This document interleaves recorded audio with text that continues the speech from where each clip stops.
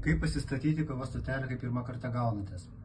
Tai atvažiuoja dvi dalis, apatinė dalis atvažiuoja viršutinė dalis, atvažiuoja kavos aparatas ir produkcija papildomai, startinis paketas vadinasi.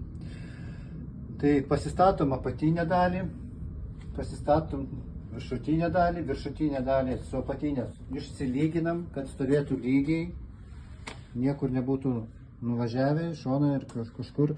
Tada yra 3 varžtai, juos prisisukam. 1, 2 ir kitos varelėse 3.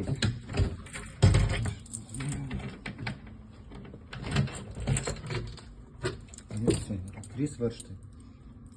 Tai pasistatom 19 litrų talpos butelį, pasistatom šiukšliadėžę, pasistatom aparatą į vietą, čia prasikešam aparato laidas prasikeša, čia turim prailgintuvą, prailgintuvas susijungia aparato laidas, pasijungia ledo apšvietimas.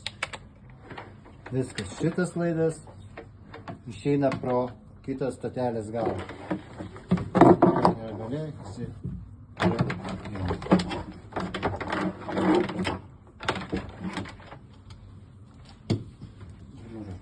Tenais ir jungiasi į maitinimą. Aparatas stovi, pasijungia, viskas. Sirupai. Sirupai atsidaro čionais, taip atsirakina, jie taip išsiima, taip įsistato, taip pasikeičia. Paskui užsidaro ir užtenka įspausti ir užsifiksuoja. Tada juos įsilyginam, viskas tvarkoje. Tada dar prieš aparatą, kai pastatėt, reikia prakišti žarnelį. Jinai kemšasi, lenda tenais, aparato neužspaudžiam jos, prie krašto ir prasilenda pro čia,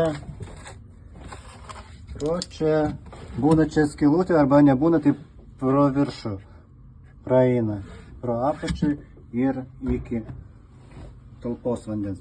Ir žiūrėti, kad žarnelė galas atsidurtų dugne, nebūtų iškylęs per vidurį ir aukščiau, nes paskui bus problemas su vandens tekimu. Viskas.